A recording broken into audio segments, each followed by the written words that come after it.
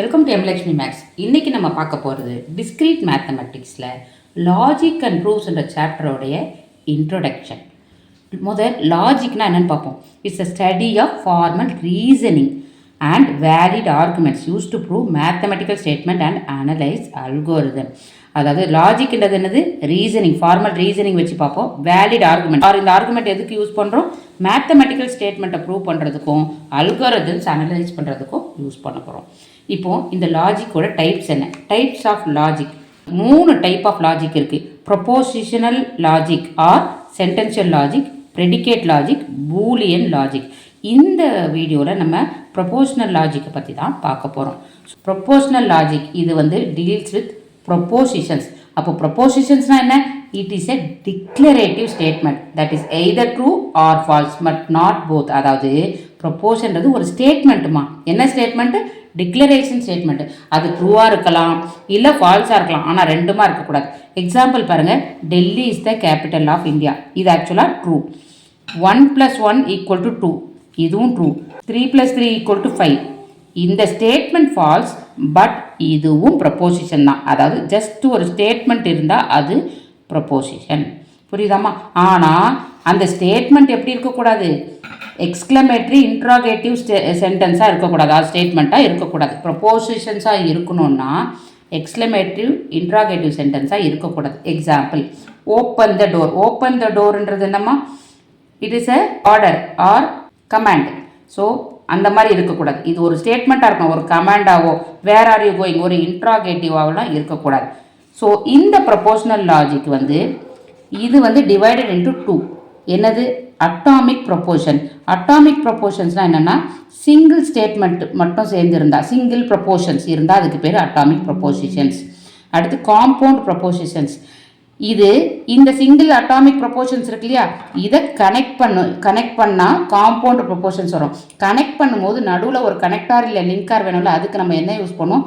Logical connectives இல்லைன்னா logical operators use பண்ணி தான் 2 சென்டென்ஸை ஆர் அட்டாமிக் ப்ரொபோசிஷன்ஸை நம்ம கனெக்ட் பண்ணுவோம். புரியுதாம்மா? இப்போது காம்பவுண்ட் ப்ரொபோசிஷன்ஸில் atomic propositions logical connectives or operators வச்சு கனெக்ட் பண்ணுவோன்னு சொன்னோம். அது என்னென்ன? So logical connectives or operators என்னென்ன? இது 2 டைப்.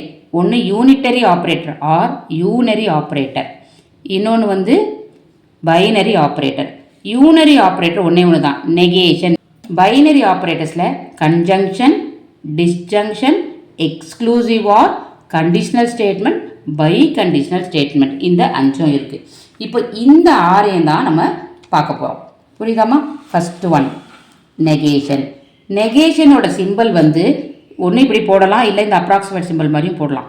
இந்த 2 சிம்பிளில் எது வேணால் போடலாம். நெகேஷன்றது நாட்ன்ற மீனிங்கில் வரும்.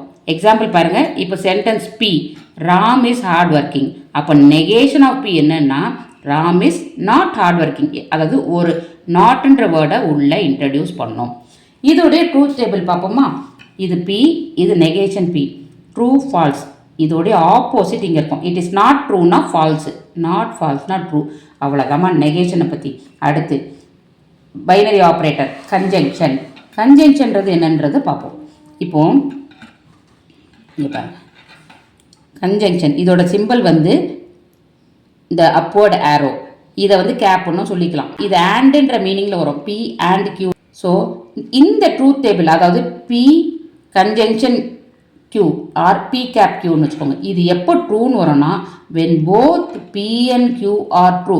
ரெண்டுமே ட்ரூவாக இருந்தால் தான் ட்ரூன்னு வரும். மற்ற எல்லா சினாரியோவிலும் இது ஃபால்ஸ்னு வரும். இப்போ எக்ஸாம்பிள் பாருங்கள், sentence P, Priya wears a ring. Sentence Q, Priya wears a chain. அப்போது பி கேப் கியூ, அதாவது பி கன்ஜங்ஷன் கியூன்றது Priya wears a ring and a chain. அப்போது அது மீனிங் ஆண்டுன்ற மீனிங்கில் வரும். புரியுதாம்மா? இப்போ இதோட ட்ரூத் டேபிள் பார்ப்போம். P Q P cap Q and gate லாஜிக்கில் தான் வரும். எப்படி வரும்னா, 1 1 மல்டிப்ளை பண்ணால் 1. இந்த ஃபால்ஸ் எங்கே இருந்தாலும் 0 கூட மல்டிப்ளை பண்ணால் அதோட ஆன்சர் 0ன்னு வரும். உங்களுக்கு தெரியும். அதாவது ஆண்ட் கேட்டோட லாஜிக் மாதிரியே தான் வரும். ட்ரூவாக மட்டும் இருந்தால் தான் இது ட்ரூ. இங்கே பாருங்கள், P cap Q is true when both P and Q are true. மற்ற எல்லா கேசஸ்லேயும் அது ஃபால்ஸ். 2 ட்ரூ இருந்தால் தான் ட்ரூ, 2 ஃபால்ஸ் இருந்தால் கூட அது ட்ரூ கிடையாது. ஸோ இந்த பி கேப் கியூவில் ஒரே ஒரு விஷயந்தான் ட்ரூ வரும், ரெண்டுமே ட்ரூவாக இருந்தால். அடுத்து தேர்ட் ஒன் டிஸ்ஜங்ஷன். இதை வந்து கப்புன்னு சொல்லலாம், இது பிஆர்கியூ மாதிரி. இதோடைய truth table is false when P and Q are both false. ரெண்டும் ஃபால்ஸாக இருந்தால் மட்டும்தான் ஃபால்ஸ், அதர்வைஸ் ட்ரூ.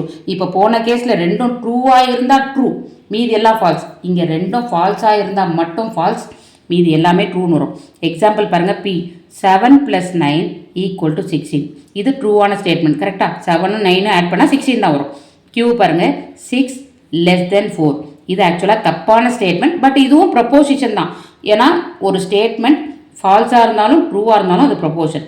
இப்போ P cup Q or P disjunction Q, இதோடைய ஆன்சர் என்னன்னு கேட்டால் 7 + 9 = 16 ஆர் 6 is less than 4. இந்த மீனிங்கை தான் இந்த பி கப் கியூ கொடுக்கும். அதாவது இந்த ஆர் கேட் மாதிரி தான் இது ஆப்ரேட் ஆகும். ஸோ இதோடைய ட்ரூத் டேபிள் பார்ப்போமா? இதோடைய truth table P Q P cup Q.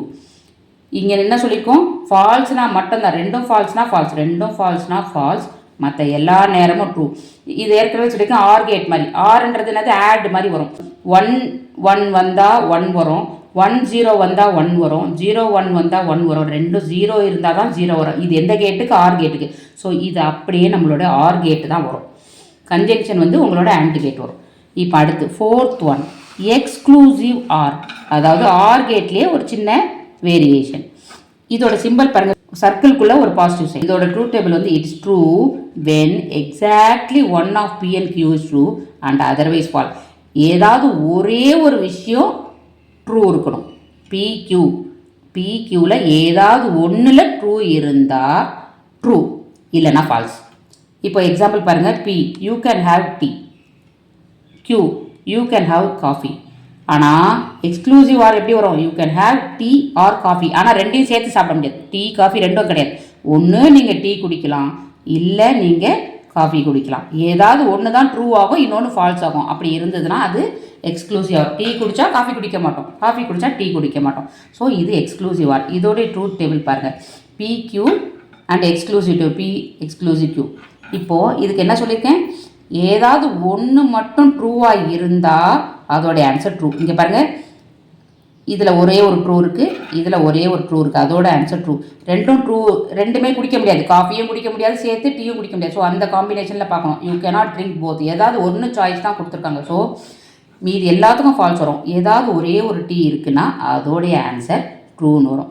இதுதான் நம்மளுடைய எக்ஸ்க்ளூசிவ் ஆர். அடுத்து கண்டிஷ்னல் ஸ்டேட்மெண்ட். இது இஃப் தென் வச்சு வரும். இப்போது இஃப் பி தென் கியூ, இங்கே பாருங்கள், இஃப் பி தென் கியூ, அதை தான் இந்த ஸ்டேட்மெண்ட்டாக போடும். இதுதான் இதோட சிம்பிள், கண்டிஷனல் ஸ்டேட்மெண்ட்டோட பி டென்ஸ் கியூ. எக்ஸாம்பிள் பார்ப்போம். பி ஐ எம் டயர்ட், இது ட்ரூவான ஸ்டேட்மெண்ட். கரெக்டாக? கியூ ஐ வில் ஸ்லீப், இதுவும் ட்ரூ. அப்போது கண்டிஷனல் ஸ்டேட்மெண்ட் எப்படி வரும்னா, இஃப் பி தென் கியூ வந்து if I am tired then I will sleep, இதுவும் ட்ரூவான ஸ்டேட்மெண்ட் தான். So if this happens this will ஹேப்பன்றது தான் இதோட லாஜிக். இப்போ இதோடைய ட்ரூத் டேபிள் பார்ப்போம். இதுக்கு P Q P tends to Q நம்ம டேபிள் போட்டுக்கலாம். எப்பயுமே இந்த டேபிள் உங்களுக்கு போட தெரியல, 2 வேரியபிள் இருந்ததுன்னா இதோடைய டேபிள் எப்படி போடணும்? 2^2ன்னு வரும். அப்போ 4 காம்பினேஷன் வரும். சப்போஸ் இந்த நெகேஷன் டேபிளுக்கு எப்படி பார்த்தோம்? 2^1 2 காம்பினேஷன் பார்த்தோம். எப்படி பார்த்தோம்? B true falls. அப்போ அதோட நெகேஷன் ஃபால்ஸ் ட்ரூன்னு பார்த்தோம். இங்கே 2 வேரியபிள் இருந்தாலே 2² பார்க்கணும், அதாவது 4 காம்பினேஷன் வரும். அப்போ 4ல் பாதி 2, 2 ட்ரூ போடணும், 2 ஃபால்ஸ் போடணும். அப்புறம் இதில் இந்த 2ல் பாதி 1, ஒரு ட்ரூ ஒரு ஃபால்ஸ், ஒரு ட்ரூ ஒரு ஃபால்ஸ். இப்போது இதை எப்படி நம்ம மேப் பண்ணணும்? இங்கே பாருங்கள், ட்ரூலேருந்து ஃபால்ஸ் வந்துச்சுன்னா ஃபால்ஸ். இதுதான் லாஜிக். டஃப்பாக இருந்தால் ஃபால்ஸ், ஓகேவா? அதாவது டீலேருந்து எஃப் வந்தால் ஃபால்ஸ், எஃப்லேருந்து டி வந்தால் நான் சொல்ல, டஃப்பாக இருந்தால் ஃபால்ஸு. அப்போ அந்த ஒரு காம்பினேஷன் மட்டும் ஃபால்ஸ், மீதி எல்லாம் ட்ரூ வரும். Last bi conditional statements, if and only if. இப்போது இது எப்படி படிப்போம்னா, P if and only if கியூன்னு படிப்போம். அதோட சிம்பிள் வந்து டபுள் சைடு ஆரோ வரும், P double side arrow Q.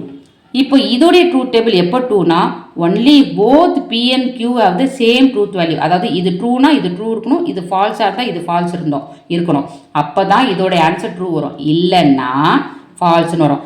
இன்னும் சுருக்கமாக சொல்லணுன்னா சேமாக இருந்தால் ட்ரூ, டிஃப்ரெண்ட்டாக இருந்தால் ஃபால்ஸ். இதோட எக்ஸாம்பிள் பார்ப்போமா? பி வந்து என்ன சொல்லியிருக்கு, 6 greater than 3, இது ஒரு true statement. Q 6 minus 3 is greater than 0, இதுவும் ட்ரூ ஸ்டேட்மெண்ட். அப்போ ரெண்டும் ட்ரூவா, ஆன்சர் ட்ரூவாக இருக்கணும். சம்டைம்ஸ் ரெண்டும் ஃபால்ஸா, அப்போவும் ஆன்சர் ட்ரூவாக இருக்கும். இங்கே கவனிங்க, இதில் இருக்குது பாருங்கள் ட்ரூத் டேபிள். சேம்னா ட்ரூ, டிஃப்ரெண்ட்னா ஃபால்ஸ். ரெண்டும் ட்ரூ, ரெண்டும் ஃபால்ஸ் ட்ரூ. அதாவது இதெல்லாம் சேமாக இருக்குது ரெண்டுது. இங்கே பார்த்தீங்கன்னா ஒரு ட்ரூ ஒரு ஃபால்ஸ், ஒரு ஃபால்ஸ் ஒரு ட்ரூ, இதுக்கு ஃபால்ஸ்னு வரும். இதுதான் நம்மளுடைய பை கண்டிஷனல் ஸ்டேட்மெண்ட். ஸோ இப்போ நம்ம என்ன பார்த்துக்கோம், ப்ரொப்போசிஷனல் லாஜிக்கில் ப்ரொப்போசிஷன்னா என்னன்னு பார்த்துட்டோம். அதோடைய 2 டைப்ஸ், அட்டாமிக் ப்ரொப்போசிஷன், காம்பவுண்ட் ப்ரொப்போசிஷனை பார்த்தோம். அந்த காம்பவுண்ட் ப்ரொப்போசிஷன் எப்படி ஃபார்ம் பண்ணுறாங்க, அட்டாமிக் ப்ரொப்போசிஷனை நம்ம வந்து லாஜிக்கல் கனெக்டிவ்ஸ் ஆர் ஆப்ரேட்டர்ஸ் வச்சு லிங்க் பண்ணுறோம். அந்த லாஜிக்கல் ஆப்ரேட்டர்ஸ் என்னன்றது பார்த்துட்டோம். இதோட கண்டினியூஷன் நம்ம நெக்ஸ்ட் வீடியோவில் பார்ப்போம். தேங்க்யூ.